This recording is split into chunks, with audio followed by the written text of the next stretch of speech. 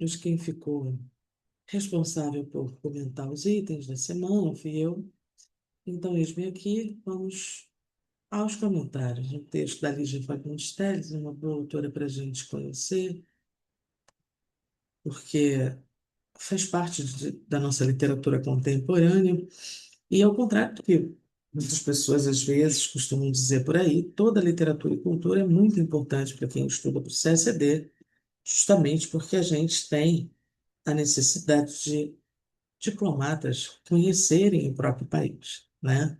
Então, haja visto os últimos temas que têm caído em redação. Então, essa balela de que não importa mais, para que ler, né? Conhecer, saber quem foi Machado de Assis, isso é uma grande bobagem, né? Não precisamos ter diplomatas apenas que conheçam temas de relações internacionais. Não necessariamente é só isso que vai contar na profissão. Aliás, não é só isso que vai contar na profissão. Mas vamos ao que interessa. A gente tem aí um, um textinho com 4 itens, e o primeiro deles era assim: está correto afirmar que os termos de uma arca de sacristia e de traça exercem funções sintáticas distintas. Bom, se eu disser que esses itens exercem funções sintáticas distintas, para a questão estar correta, eu preciso que cada um deles exerça uma função diferente. Então vamos lá. A loja de antiguidades tinha o cheiro de uma arca de sacristia, ou seja, tinha um cheiro de velho, tinha um cheiro de mofo, cheiro de arca de sacristia. É um tipo de cheiro. Então, o que eu tenho aí é uma adjunta de nominal. Em seguida, eu tenho de sacristia. A arca é a arca de sacristia, e não a arca de palácio, ou a arca, né, do quarto. Então, é um tipo de arca também. Isso quer dizer o quê? Que a questão já está errada daí, porque eu já tenho dois termos que têm exatamente a mesma função sintática. Bom, e aí o terceiro termo é de traça. Panos embolorados e livros comidos de traça. Esse aí é o mais difícil, porque há uma preposição que não é habitual usada para esse termo, que é agente da passiva. Então, quando eu digo livros que foram comidos, né, por traças, traças que comeram os livros, eu tenho agente da passiva, mas eu tenho a preposição de, que não é usada habitualmente para introduzir esse tipo de termo. Então, o que eu tenho é aí item errado em decorrência de eu não ter os três termos exercendo funções sintáticas distintas. Tudo bem? E atenção, quando virem um verbo no particípio, repara que a gente nem tem o verbo auxiliar. Panos embolorados e livros que foram comidos por traças. Ok? Cuidado quando virem, por exemplo, a cidade foi cercada de bandidos. Normalmente a gente usa por bandidos, mas de bandidos também é agente da passiva, apesar de não ser a preposição por mais habitualmente usada para introduzir esse termo. Fiquem atentos. Depois a gente tem os termos do coque e do polegar especificam o núcleo a que se referem. Quando a gente diz especificam, o que é que está subentendido? Que ele é adjunto de nominal. Porque o termo que especifica, ou que indica posse, ou que indica a origem de outro, é um adjunto de nominal. Então vamos lá. A velha tirou um grampo do coque. Então ela tirou do coque um grampo. O que eu tenho aí é um objeto indireto. É tirar o que de quê. Transcrito aqui do dicionário, a gente tem o verbete tirar, né? Olha lá, bitransitivo. Transitivo direto, sozinho, abriu a gaveta, tirou os óculos. Só transitivo direto. Ou então a gente tem preocupado, tirou seus soldados da linha de tiro. Então, tirou o quê? Os soldados da linha de tiro é o objeto indireto. Ou tirou da estrada a pedra. Da estrada, objeto indireto. É isso que justifica o fato de o verbo ser bitransitivo. A mesma coisa a gente tem aqui. Tirou o quê? Um grão. Objeto direto. De quê? Do coque. Agora, limpou a unha do polegar. Poderia ser a unha do dedo indicador. Aqui sim a gente tem especificação. Do polegar especifica que unha foi que ela limpou, certo? Então, especificar não é complementar. Mesmo que a gente tivesse, como lá no outro, né?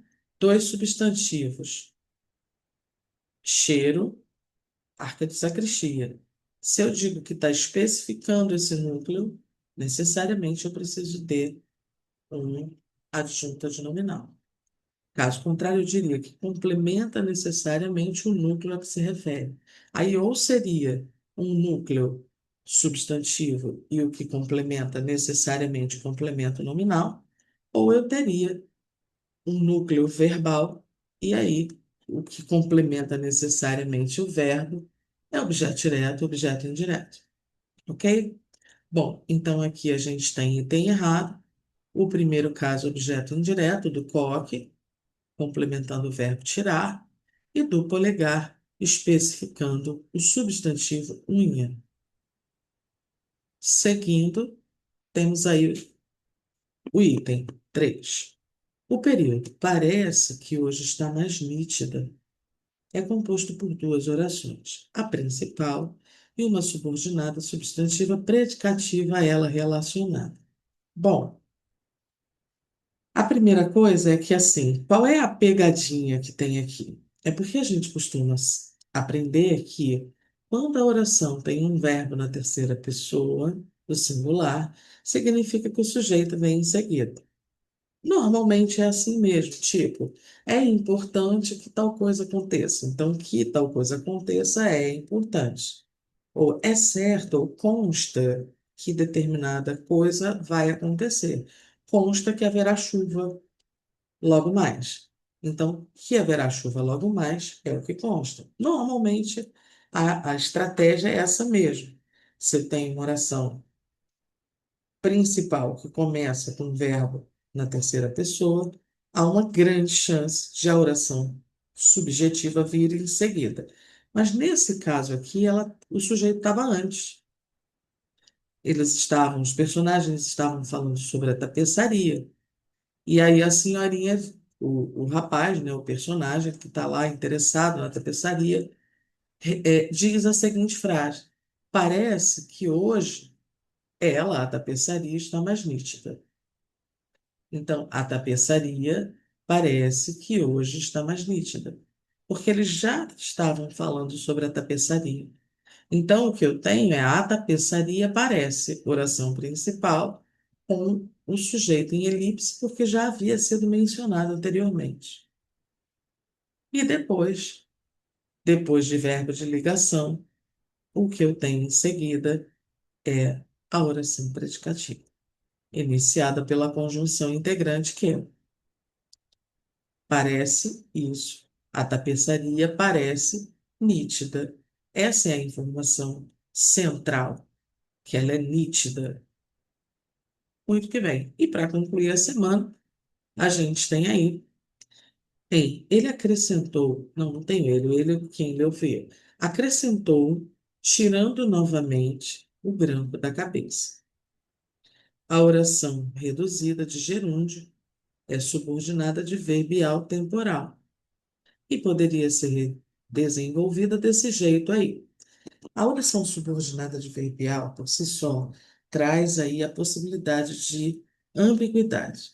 Por isso é que a gente, durante os cursos de redação, sugere, né, que esse tipo de oração seja o mais possível evitado, para que o corretor não tenha de fazer ele a escolha do valor semântico que você quis usar quando escreveu uma oração reduzida de gerúndio. Então, por exemplo, acrescentou tirando novamente o grampo da cabeça. acrescentou enquanto tirava o grampo da cabeça. Faz muito sentido, então a gente não se incomoda muito. Mas há casos em que a gente acrescentou isso, sei lá, a fim de fazer aquilo. Nesse caso aí, né, ao mesmo tempo, durante o momento em que ela estava tirando o grampo da cabeça, ela falou isso. Mas há outras orações em que esse advérbio, em que esse verbo reduzido de gerúndio, né, pode acrescentar valor semântico de finalidade, de tempo, de causa, né, às vezes de condição. Então é por isso que a gente precisa evitar. Às vezes ainda pode ser adjetiva, né? Mas aí não é o caso porque a gente tem um verbo antecipando. Então, quando eles perguntarem isso, determinada oração, apesar de poderem promover ambiguidade, poderia ser desenvolvida desse jeito. Então, você vai testar aquele jeito. Porque, sim, em algumas frases ela poderia ter um outro jeito. Ele está perguntando aquele. Pode ser temporal? Pode. Ah, mas eu achei que poderia ser final, mas não foi isso que ele perguntou. Ele perguntou se pode ser temporal. Então você testa o que ele te perguntar. Combinado? Bom, espero muito que a gente tenha ou esteja, né, conseguindo ajudar aí com esses itens do livro, e com isso vocês vão conhecendo um pouquinho mais lá do filho do Campite Braga, que é o português em prosa, verso e questões. Espero que tenham gostado, que isso tenha ajudado. E quem ainda não entrou, entra lá no nosso canal do YouTube, que tem uma série de outros vídeos disponibilizados lá para vocês. Combinado? Abraço e até a próxima.